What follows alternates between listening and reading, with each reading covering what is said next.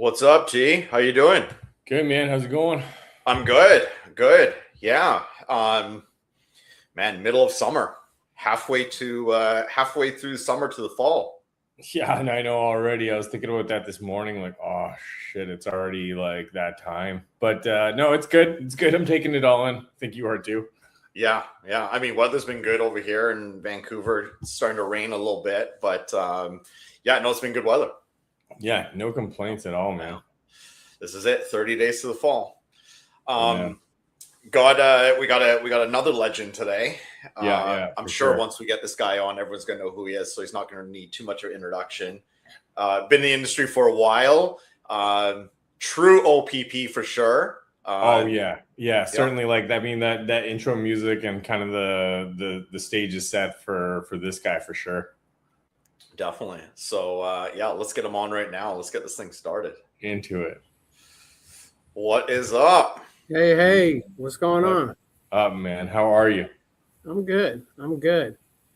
Tim, where are you at right now? Well, right now I don't know if you can see that, the Foxmar. I'm down in Miami. And thanks for having me. This has been a perfect time to do this because it's been real nostalgic sitting down here with Brian and with Ira and talking to them about their software needs. But more importantly, over lunch, we just went deep into old stuff, and it has me very nostalgic right now for when I was a young kid before I had backaches and stuff, and I had hair and I wasn't so fat. Well, Ira could definitely talk to you for about 8 hours about that. We've definitely been going nostalgia lane with him. Actually, him and Mark are like on our list to get on this. So maybe after you do this, give him a little nudge. I'll tell him. Yep. Yeah. Because those guys got good stories too. Yeah. So obviously everyone knows who you are, Tim. True OPP at SPAC and definitely around the industry. But maybe we'll go way back and like how did you get into it? I know you're probably related to someone and kind of got kicked off from there. Yeah. So I was actually digging ditches when I first got into it and doing whatever kind of work to feed my my brand new married. I had a brand new marriage with April, and April's mom is Trisha Kelly, and Trisha Kelly was the old office manager at Photolinks, and she was working for Chris Burton. And so Chris was at my wedding. I didn't really know him that well, but Chris and I talked, and it was better to get back. I went to school for digital circuitry. And I thought I would do office machine repair, like working on copy machines and stuff. But instead, I knew a lot about computers. The same thing, software logic and hardware logic is close. So I had a conversation with Chris.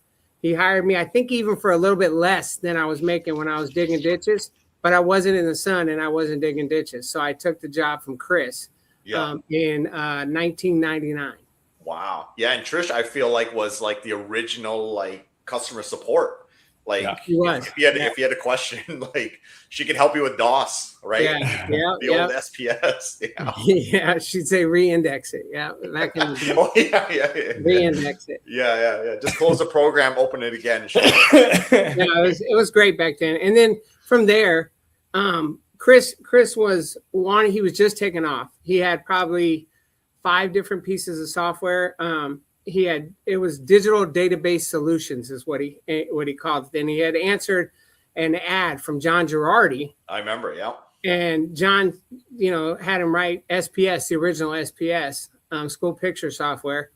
And then from there he said, hey, show some of our friends at SPAC. And I think SPAC was, 6 or 7 companies at the time. Yeah. And Chris went out and showed it to him and everybody liked it. And, it was just for camera cards. It was just for camera cards and data, getting it in line. It was just the beginnings of all that stuff before digital photography. And that's when I came on. And then we came out with Image Match.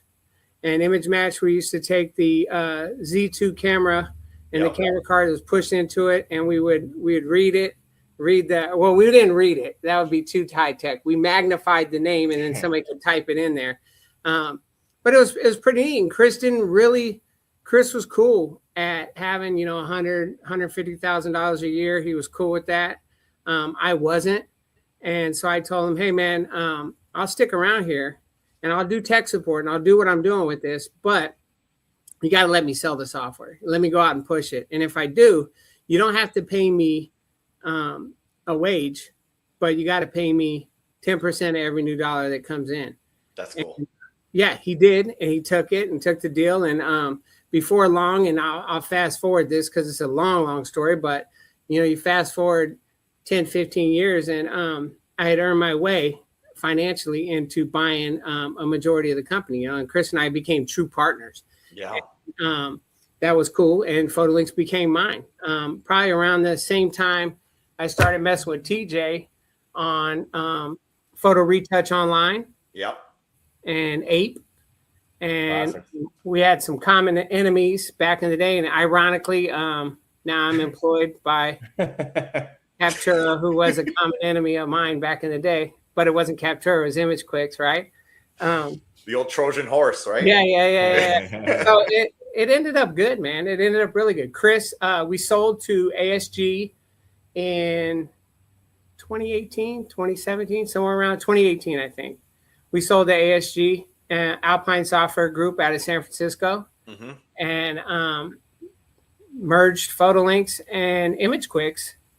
And that was the first tuck-in under ImageQuicks that pulled it in. And so we had workflow and e-commerce in.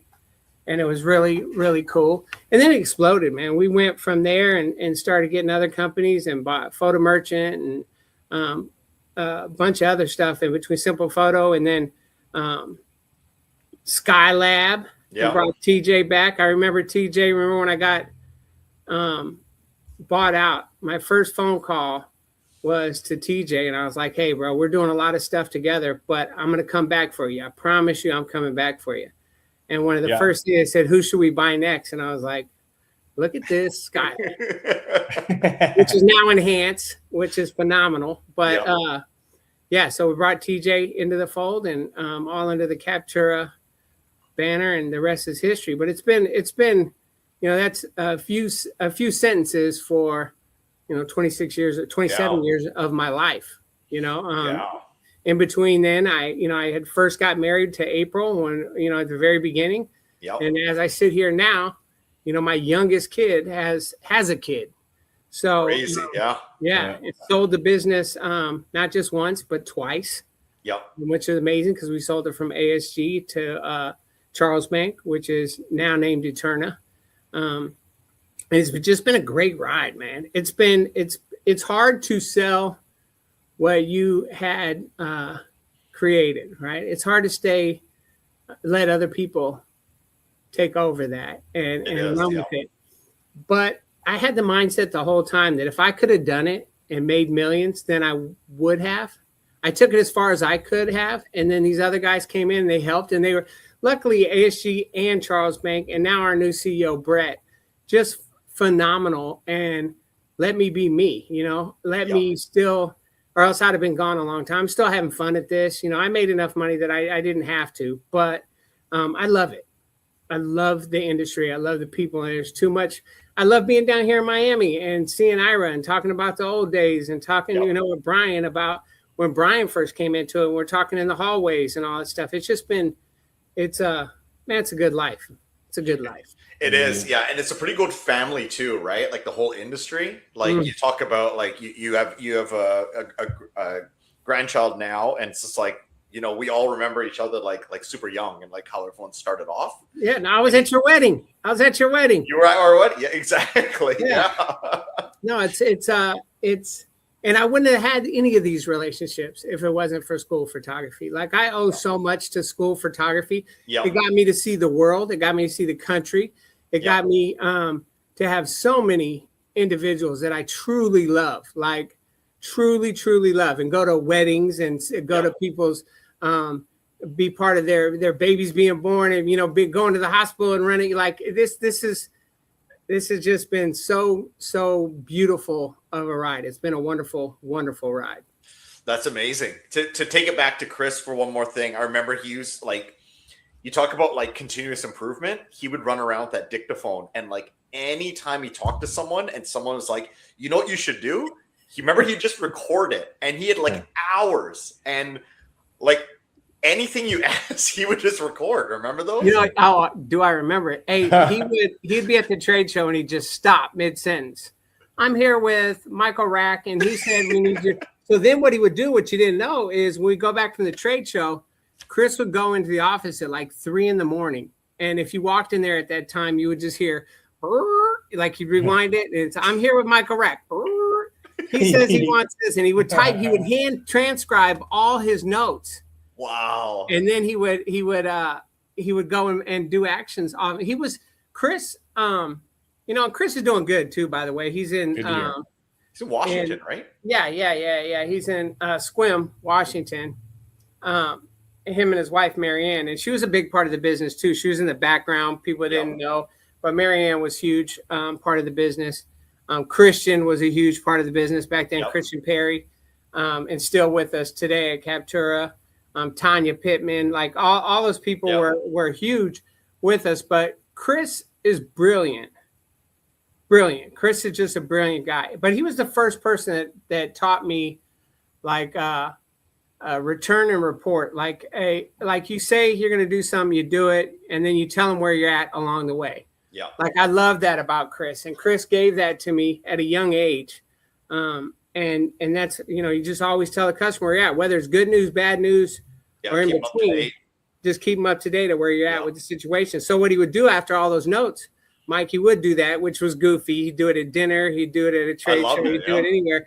But then he would follow up with you and he'd say, hey, Mike, I put the notes in and like we're looking at it. And then he would tell you along the way until it was either not going to be done. And he would tell you that, or it's going to go into the software. And he was phenomenal for that. Yeah. And a workhorse, right? Like just never stopped, right? Yeah. That guy used to just. Yeah. Talking about the old photo link days, T, you could tell about like when we went to Chris's house, like when we were like 6 or 7 years old. Oh yeah. We were babies and we rolled up there. Like we were on an RV tour down. We did an incredible trip from like Vancouver to Orlando, and then kind of came back up the coast. And I think we were coming up the California coast, and Dad wanted to go visit Chris and talk about stuff, and we ended up at the house that is actually kind of incredible that Timmy was actually occupying this house, and I went back down to talk business with him. I was like, I think I've been here before. I remember this house from like 20 years ago. Yeah, it was kind of this poetic, like, oh man, my dad came here to like hang out with Chris. Now I'm coming here to hang with you. We they were in that basement for like 8 hours, just like updating something. The dictaphone was out for sure. He was doing it live. Well, that was once Chris stepped down and I took over the business. I bought that house. And for a little bit, they were in my basement for a while until we built another facility right there on the property. Remember that? Yeah. And then we moved out of that. But yeah, that was. I think you guys had taco soup. Didn't you guys have taco soup? Man. Yeah. And they had that mug collection. They had like all these mugs they collected. Yeah, it was crazy. Yeah, I thought you were gonna say, later on I bought that dictaphone. That's what I thought. You were gonna say. No. I could never get myself with him to do that. It was a little tape recorder with a little micro cassette thing. Yeah. There's other tools that we have now to do that. Yeah. You got AI doing that. You got AI transcribe it for you as you go. He was the original on that. You want to talk about it?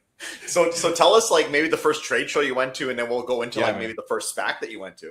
Yeah. So the first trade show I went to was a PMA in Orlando. Oh yeah. Right here in Florida. It was huge experience. I was trying to tell Tyler, who works for us. I was telling Tyler on the way over here that it was such a different experience back then. It was all suit and tie. Yeah. It was big. It was huge. Photolinks was paying like I think $30,000 or $35,000 to have a little postage stamp booth in the back of PMA. Yeah. Where you had to get past Kodak and Fuji and everybody, AGFA, and get through all that, and then you would get to where we were, and you'd have all the innovative new ideas. And people used to come up to us back there at that first trade show. I was so excited, and I was sitting there, and I was just out in the, trying to pull people into the booth, and they would say, "What do you do?" And we'd say, "Well, we're software for school photographers." And they're, "Oh no, we're wedding and portrait," or like they would just like they'd snub us, right? They didn't want anything to do with us. We were the the money greedy people. We weren't, the artist types, and we were helping the artist types grow. And it's funny how it all turned out, right? Volume photography is where it's at right now. Yeah. But yeah, that was the first trade show, was PMA, and we shared a house. Chris Christian and I shared a house with Mary and Wayne Dankert that used to own Walters Publishing. Oh yeah. Yep. Back in the day, we shared a house with them, and we had a couple of co-parties. It was our first little foray into that. Looking back on that now, and to what we do, the things we put together, as Captura, the parties and stuff we put together, it's just so night and day. And that was like impromptu. I think somebody ran to the store, bought some chips and some, sodas, and like had them come, showing them the new software. And now they're big productions and stuff. It's fun, but that was a good time. And then the first SPAC I ever went to was small. I don't remember where it was at. I want to say Flamingo. Yeah, I can see that. Yeah. But maybe it wasn't. It was a small one. And it was during football playoffs. So they brought a TV into the room, into the trade show room. And the trade show room was just a U shape around where everybody met. Yeah. We just had like 20 tables, 15 tables around in a U. And we were there the whole time during the meetings and everything. And all the trainings, everything was just one room. Yeah. It was all just one thing. And my very first one. So Chris had pumped it up to me. And he said, SPAC is big. And this is where I got my start. And you're going to have to go in there and press these guys. And, if you want to start selling stuff, this is where you do it at. And all right, cool. So I had never bought, you guys know this about me. I don't know if everybody knows it about me. You probably can with all the tattoos and the way I talk, but I grew up with not a lot of money on the poor side of town. I never had a suit in my life. In fact, I didn't go out to dinner at a sit-down restaurant until I met April. That was so I was 26 years old before I was at a sit-down dinner ever, right? So I didn't know, right? I didn't know how to act. I didn't know how to be. I didn't know how to be with anybody. And I walk in, April and I went, I think I went to someplace stupid, like $99 where you can get 3 suits and like different colors. And it was like some little hood suit shop, right? And I bought a suit, a gray suit. I was so excited about it. I put it on. It was a little too big for me. I had the lapel was still on. The seams weren't ripped. I didn't know how to do any of that. So I come walking in just like I'm, whatever. I walk in and Pat Cahill meets me at the door and he goes, "Go in the bathroom." I was like, I didn't know this dude, and so I was like, You're like, I don't do that stuff. But he goes, "Go to the bathroom." So I walk in there and I was like, "What's up?" And he stops at the sink and he whips out a pocket knife and he cuts the lapel off of my jacket, right?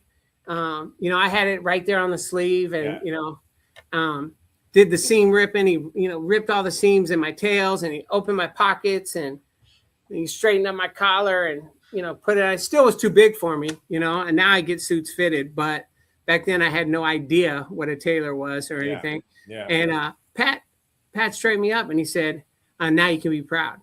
And I walked out of there and Pat and I had our fights over the years, believe me. Yeah. But I will always remember the way he treated me and brought me into that environment where he could have just let me walk in, look like a dummy and had other people laugh at me, right? Yeah. Pat, and again, goes back to what you guys are saying about family. You know what I mean? That's like, he took care of me. And so I always, no matter what, Pat can call me to this day. If he needs anything, he's got it, Yeah. And that's part of, that's how it started, was he pulled me in. But yeah, that I would have looked like a dumb. You guys would have, both of you guys would have just let me look like a clown and would have laughed. Yeah, we would have done anything. Yeah.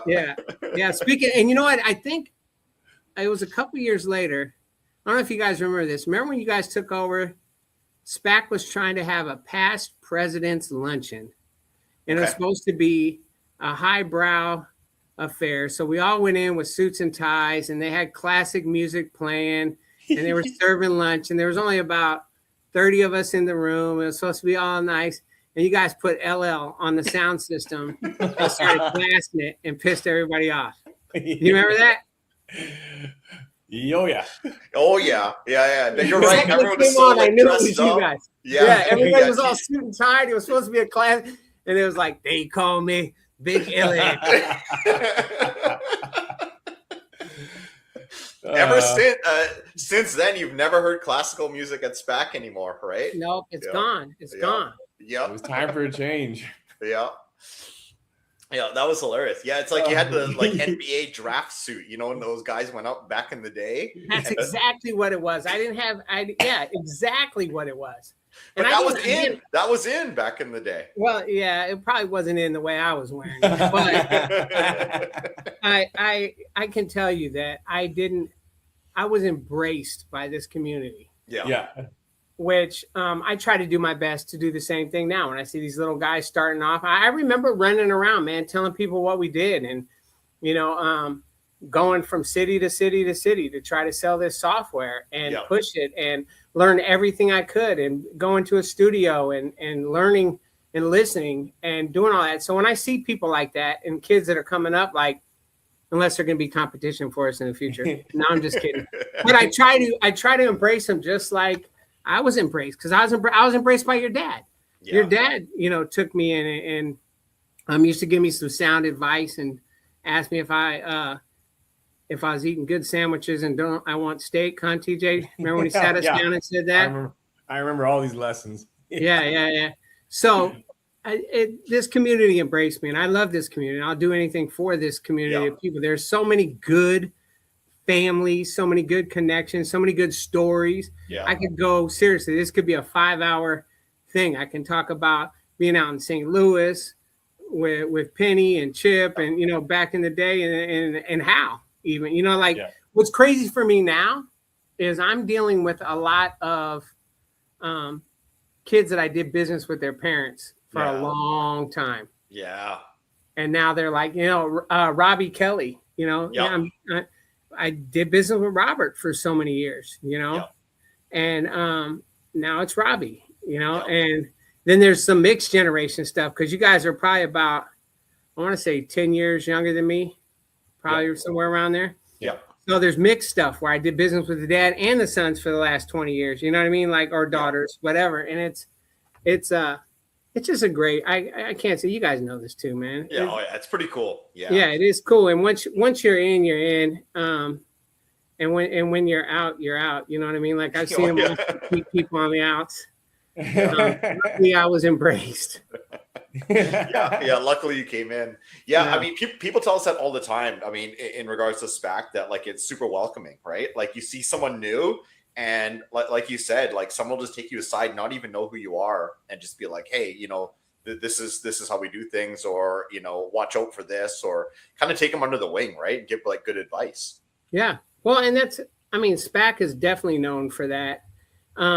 I remember when ASG first and Charles Bank too, it blew all these private equity guys' mind that the industry has, events where people are extremely open with their competitors about what they do, because we're trying to preserve an industry. And I think it will. We're getting into this. I was just having this talk actually with Brian Fox here. He was asking what I thought the future, and I think we're going to go back towards a move towards authentic images.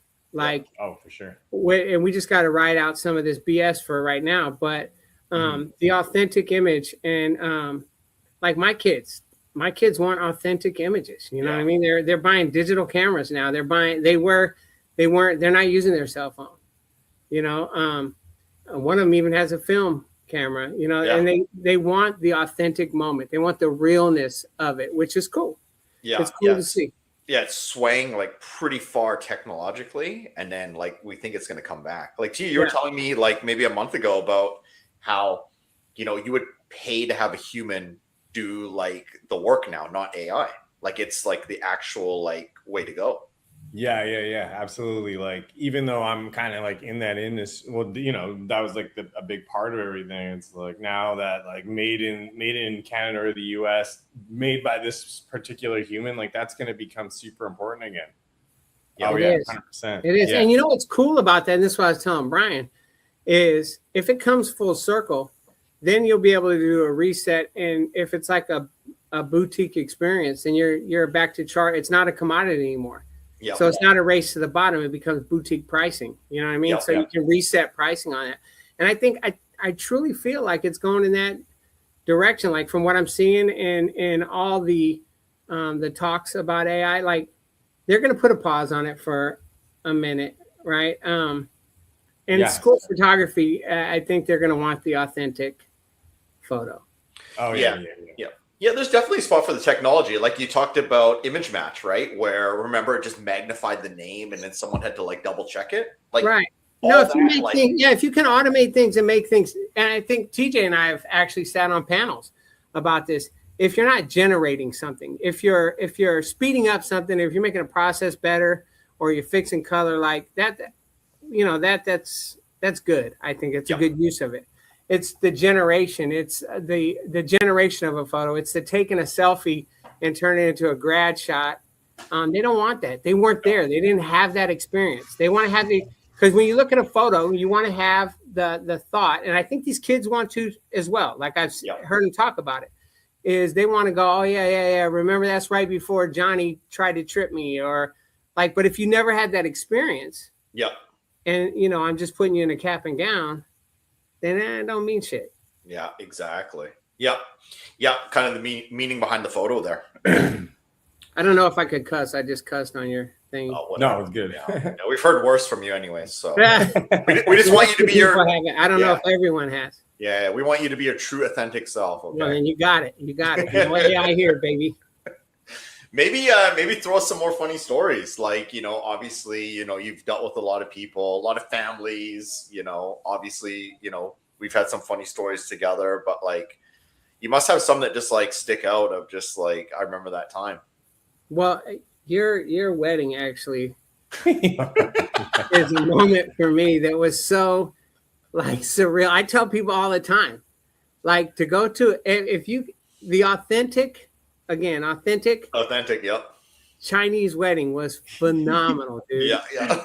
It was phenomenal. What an experience. I teased TJ about a lot of stuff still that we have, but like having the parade of food. Yeah. Being actually with that too, Mike. I think you probably know this, but like being included in that moment was so special for April and I to be there.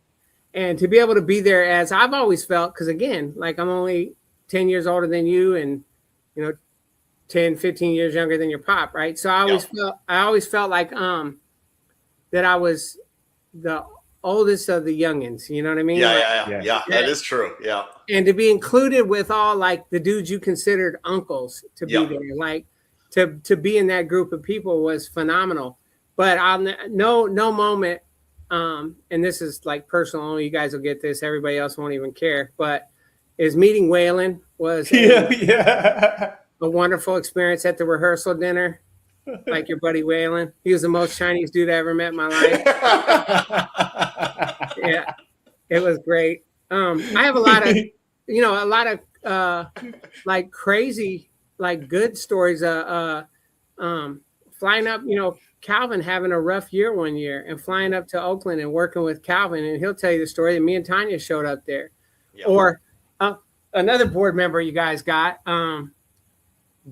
Gary Kranz told me that the green screen we had in Image Match was beautiful, phenomenal.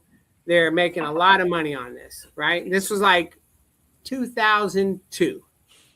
It was our first even remote touch of it, and it wasn't good, right? Yeah, it was just the start of it. Yeah, but Gary said, oh, we're making a lot of money over down there. We're selling packages, and now we don't buy these, and we don't have gels and backgrounds, and we just do this. And I was like, all right. So I was talking to Wayne Barksdale, and Wayne says, well, does a green screen work? I'm thinking about doing green screen in my spring shoots. And I was like, yeah, man, Gary's, is killing it. And he's like, all right. So they do a spring test. And this one, Barksdale, I want to say he only had about 250, maybe 300 schools in, right? About, way smaller than he is right now. And we were out there, and I think they only had like 7 employees. That's how much smaller they were at the time. Yeah. And we were there during the spring, and spring was fine, right? And we didn't know anything about green screen either back then, right? So we didn't know that backgrounds like this right here, they hide a lot of flaws. So those spring environmental backgrounds that had, waterfalls and forests and stuff and outdoor backgrounds, they hid a lot of flaws. So we didn't see, and also to add insult to injury, he was doing prepay spring. So we didn't know if they were good or not, because people, unless they turn them back in, right, or complain, right, and you get your normal set of complaints. So we get to the fall, and it gets to be about mid-September, and I get the most irate phone call from Wayne. He's like, "Oh my God, what'd you guys do to change this? It's horrible." Da, da, da, da. So Christian, an engineer, and I went out there, and you can ask Wayne about this. We were in Photoshop retouching images, knocking out green, putting stuff back. I was at the end of a printer packing stuff to get it back, because I had sold him this stuff and I was going to stand behind it. But then we both got on. He's like, "Why'd you tell me?" I said, "Wayne, I wouldn't lie to you. Let's." And he's like, "Okay." And I said, "Let's call Gary right now." So we call Gary. We get Gary on the phone, and Gary goes, "Oh, it doesn't matter. Like, if people return the photo, it's not really good. It's not really bad. It just doesn't matter to me." Like, and I was like, "What the hell? I'm out here selling this, and you're saying it didn't matter." He's like, "Well, we get some complaints, but I just give them their money back and they go away." And I remember Wayne looking at me over the thing like he was going to kill me, dude. I stayed there actually 4 weeks. You can ask him. I was in Aston, Pennsylvania, 4 weeks. I joined 4 weeks packaging. Yeah, I was playing racquetball back then for part of my workout stuff. So I joined the Jewish Center right down the street from him, so I could go play racquetball. I was like a club member. So random, dude. It is random, and it's crazy. It was fun. It was fun. I love it. Yeah, I love it, man. Yeah, it's so funny you say that. Like, for you to like come up, hang with like our buddies who are just normal to us, but they're like pretty. Yeah, they're pretty Chinese from the way they're brought up. But like that's your exposure. Likewise, we get to meet like some of the most random people from like all over like North America, from such different places and worlds and like upbringings. But you're right in there. You're like part of their family right away. Well, I think naturally, just a little sidebar in there, being in Vancouver for you guys, you naturally have more of a cultural base to pull from than anybody in the United States, right? Yeah. And then on top of that, you have like your own, Ukraine, Chinese, Indian influence. If people don't know, your mom grew up in India, although she's Chinese. Like, that's crazy, like the influence that you guys have. Mike, I don't know if TJ ever told you this, but I called him one time and said, "Hey," it was like a couple of days before Christmas. I said, "I'm just sitting here thinking, like, what holiday traditions do you guys have?" Yeah. And he's like, "We eat turkey and drink beer, you racist bastard." Like, he was. But I thought like all three of you guys would be in the hallway with like dragons and firecrackers and stuff.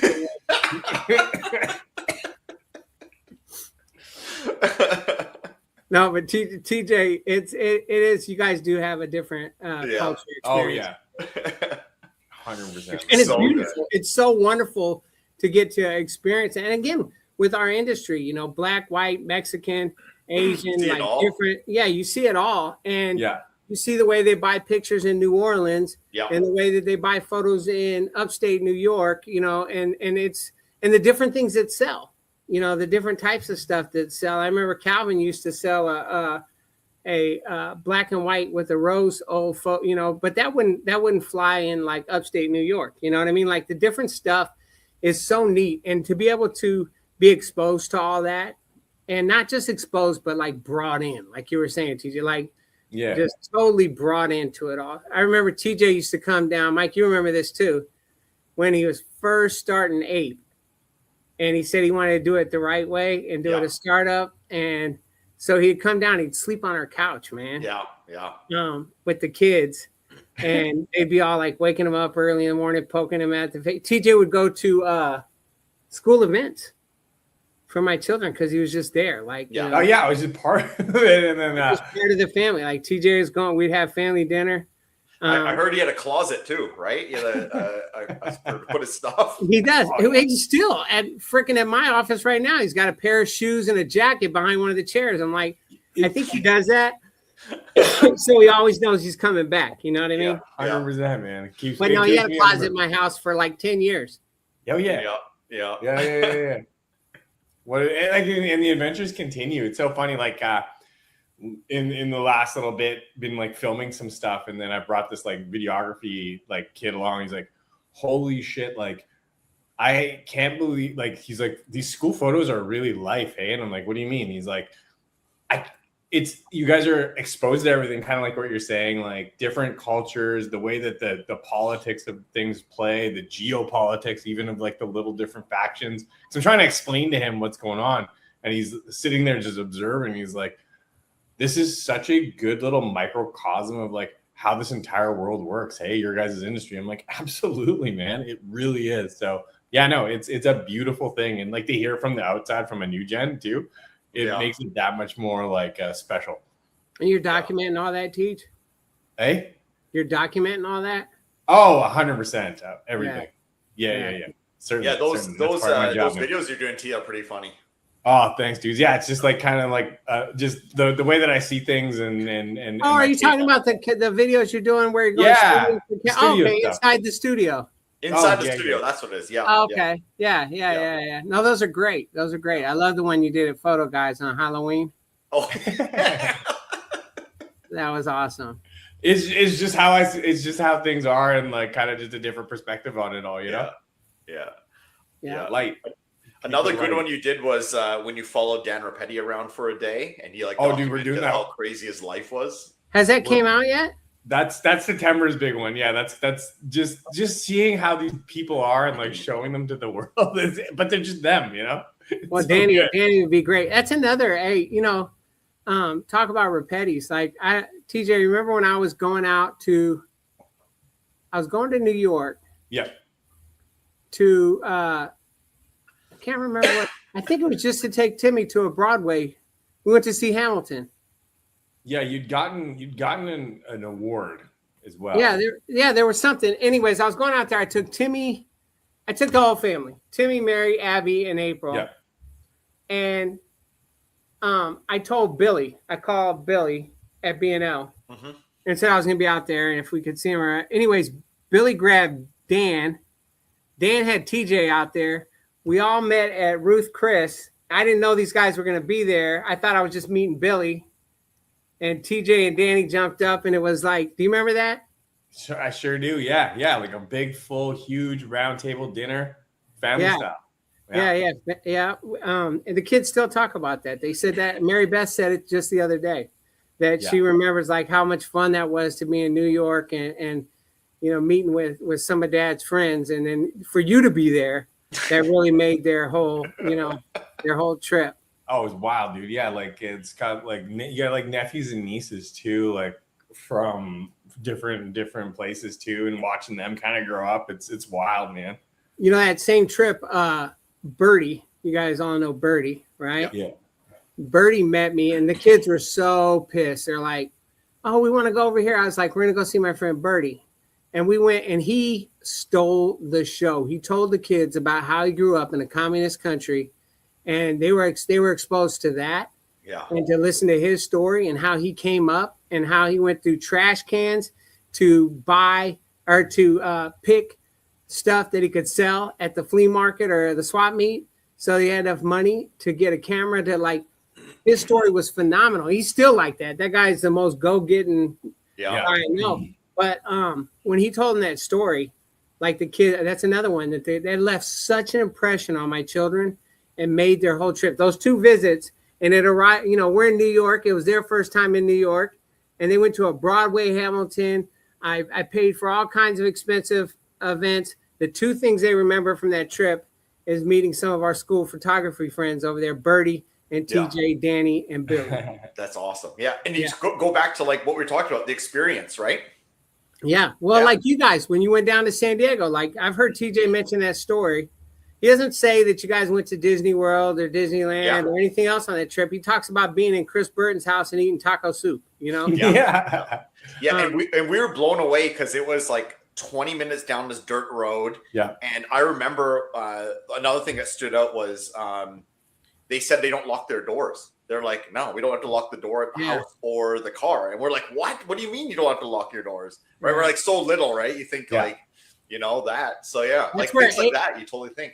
Ape grew up on that dirt road, and we still have a house. We still have a house on that same dirt road in the mountains of San Diego. People don't even think that San Diego has mountains like that. That's the most country place I've ever been in my life. Yeah. All these cities got a downtown, and they're all the same. But then when you start actually going to cities with people you care about, and you see the more important thing is like see where they're from, like what life is like in all these little cities, and being able to just like catch a sunset, like you said, in the hills of San Diego. Yeah.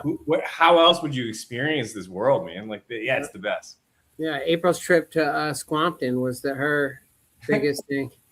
Squamish out there with you. Yeah. Exactly. Oh man. Yeah, dude. No, such good vibes, man, and such a good industry. And like, dude, you'd be. I don't think everyone really knows the depth of everything, and we'll leave that for like another time. But yeah, man, like your story though, and your upbringing, like you're legit one of the, not just the OPP, but the OGs of this thing that have like kind of kept it true as well. Yeah, I think in your position and what you do, and thank you for that. Yeah, man, and it's like this narrative for you too. Like you really have glossed over. Like from where you came from to the buildup of the company, now where you're sitting, and there's even like a future narrative for you where you like take things into the next realm. Like, I mean, I'm not sure if a lot of people know this, but like the pastoral work too, and like your calling, your vocation is I think really dictates how you're operating today too. Yeah, it's huge to me. It's huge to me too. My religious and spiritual beliefs. And I won't say my religious beliefs because religion really messes up. God, right? But my belief in God and my faith has really dictated actually where I'm at now, living on the East Coast in Virginia and working with the church there and dealing with homeless and drug addicts. And that was a big thing the whole time. And I think that we all can do this right now. So it doesn't have to be, you know, the good old days that we're talking about building stuff up. They could be the nowadays. And you could be the person telling the stories later. Is I've always made it a point because one year building Photolinks, I was on the road for 288 days. Wow. Yeah. Right. Away from my family. So you're away from people that you chose to be with, right? That you want to be with your wife and your kids and having dinner with them. And so I always made it a point to connect with people on the road, whether it's the person at the hotel, you know, checking you in, or a waiter, a waitress, or the people you're going to visit, and get deep connection. Because if it's just about money, then we've lost it, because it would suck if it was just about money. If we had the same talk and you're like, hey, how was it? And I'm like, we didn't have money and now we do, and it was great, right? But it's all the stories in between, right? It's all the connections in between. It's all the stuff where you get to pour into somebody's life, or have them pour, better yet, is have them pour into yours, right? Yeah. And you get it. And that's where I'm at now, TJ, and you're right. I gloss over it a lot. I've been so blessed to be a homeless kid at one point. Yep. And to have that to, I always say I've eaten from garbage cans and I've had $3,500 dinners, and I feel God blessed me with that. So I can connect with different people along the way. I can talk to the guys in the boardroom at Charles Bank that went to Harvard, right? Yeah. But I can also talk to the loony guy out in front of the gas station who just needs, he just needs a hug. That's all he wants. He wants to be recognized and needs a hug. And so I try to do that too along the way. And it has made a huge difference in my life. Thanks for bringing that up, TJ. Maybe the Harvard guy needs a hug too. The Harvard guy's done. Hey, you want to hear a funny story about that? You know how I am, where I'm just loud, boisterous. I give hugs. The first time I went into the boardroom, I hugged everybody in there. And they're all finance dudes with the finance vests, and they all went to Harvard, and they didn't know how to take it. But now, every single board meeting, I'm the only person on our side that gets a hug from every single one of them and they ask how we're doing. No Because way. look, we all crave it. Look, we all crave human interaction. We all crave recognition. We all want to transcend ourselves and give a little bit of our knowledge to someone else. So if you just stop and listen to somebody, right, and genuinely listen to them, you know, and this isn't rocket science, you know. Napoleon Hill and way back, you know, all these books have been written about it, and How to Win Friends and Influence People by Carnegie, you know, like all that stuff says it. Genuinely connect with somebody and everything else falls into place, man. Totally. Yeah. Did you have like the giant oversized finance vest? No, I didn't. Not for that one. I go in like this, man. I go in with the polo and shorts, and But that's you. But that's you, that's right? me. That's me. Yep. And so, I try to keep it real with those guys. You know, they have. I've learned so much. It's actually another thing that's been a blessing to me. Like another thing only TJ probably knows on all this thing. I dropped out of 8th grade. Like then I went back into school later on and got some stuff, but I didn't have a very high education, right? And I learned by doing, and I was able to with this company, like especially when we sold. We'd be in meetings with these guys and they would say, well, what's the LTV to CAC? And I didn't know what that meant. I was under the table Googling, you know, LTV, long-term value of a client, you know, customer acquisition costs. I didn't know any of that. Yeah. And I was able to get over the last, especially 8 years and, you know, honorary MBA by just being in the room with these guys that are so brilliant with it. Right. And we can leverage each other for what we do know. You know, certainly, dude. Yeah, like if there's anyone that's like kind of lived like through the school of hard knocks and like legit got their PhD, it's you. And yeah, it's funny, man. Sometimes you say like shit that's like street knowledge, and I'm like, I have no idea what he's saying, but it's like from like a rap verse. But then sometimes you'll say stuff like out of like a finance novel. And I'm like, oh my god, dude! Like the breadth is there. The point being, you're still like your evolution's continuing. It's super cool to see, and I love that you're calling out that like it's still not story time, right? In some ways, so I think TJ on that real quick. Sorry to cut you off, but no, I was reading something the other day that we're going into a world where when I was a kid, like your dad could be at the factory for 35, 40 years. You know what I mean? We're going into a world where it's changing so much. So the new skill set that everybody, if I was 20 years old, the skill set, I would be learning how to adapt. Yeah. Awesome. That would be the skill set. When I was reading about it, they said, like, if you can be a lifelong student and learn how to adapt and be humble and like pay attention to your surroundings and act accordingly and all that other stuff. If you had those soft skills, right, you're going to make it in the future. You know, it was around the AI conversation. I think I was Diary of a CEO podcast I was watching not too long ago. And they said, what would you study if you were a kid right now as an AI engineer? And he said, how to adapt. And the more that I think about it, that makes sense. Being a lifelong student, right? So that you can adapt and make it wherever you're at. Love it. Yeah. Even like ability to change, right? And accept the change, right? Like some people are just so stuck in like, this is how it's got to be done. And when there's a change, like whatever it is in their life or work, they just like are like stuck. Yeah, right? you could. And don't know what to do, right? Yeah. That's definitely something we've learned from the industry, right? You go to a photo day, you have no clue what's going to happen, right? There's like a million things. Power can go out, call down order can change. You just got to improvise on the way. And I mean, TJ and I always say, we're like, I don't know, like we'll figure it out. And then people are like, well, like what are you guys going to do? It's like, I don't know, we'll figure it out, right? Right. Yeah. You have to. You have to. Yeah. People are like, oh, you're so unprepared. You're like, no, actually, like, no, we're adapting. As it unfolds, we'll figure it out. Yeah, people don't want to hear that sometimes, but you know, it served us. It still is. So it's still exciting, man. Like it just, you're right. It seems like there's this new kind of era that we're literally starting to move into like right away. So yeah, it's fun again. Yeah, it's always been fun. It's continuing to be fun. Yeah. Well, Tim, I mean, like we always say, you got like the street smarts, right? Like you don't know maybe how to do something, but you can either find someone to help you to do it, or like you'll figure it out, or you ask someone for that help, right? Absolutely. Yeah. You just got to figure it out. just got to figure it out. Yeah. Love it, dude. Yeah. Yeah. I mean, we could go on forever about you. And I think like the world will still hear like the next part to your story as they unfold, man. And, you know, obviously huge fans and like still watching with admiration, and we'll continue down this whole path together. But man, can't thank you enough for like what you've done, who you are to our entire fam, and like literally to the whole industry. So yeah, from us to you, man, nothing but love. Thanks for being you, man. Yeah, well, thank you. And thank you for giving me my flowers right now. Oh, they're going to continue, my friend. I appreciate you guys.